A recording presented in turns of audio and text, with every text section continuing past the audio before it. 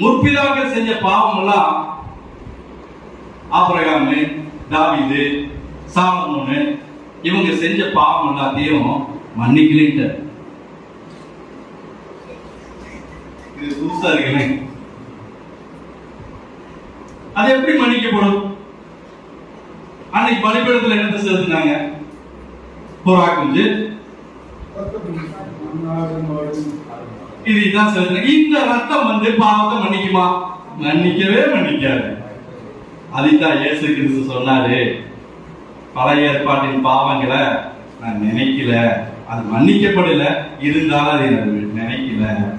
ஆனா புதிய ஏற்பாட்டு காலத்தில் வாழ்கிற நம்மளை பார்த்து ஆண்டவர் சொல்கிறார், நீ இப்ப இந்த இடத்துல நின்று நான் உன் பாவத்தை உணர்ந்து அதை மன்னிச்சிருக்கேன் அப்படின்னு சொல்லும் போது, நான் உனக்காக அடிக்கப்பட்டிருக்கேன், நான் உனக்காக வாதிக்கப்பட்டிருக்கேன், நான் உனக்காக ரத்தம் செஞ்சிருக்கேன், எனக்கு உன் பாவத்தை மன்னிக்க வல்லமை உள்ளது, நீ நீதிமான், இனி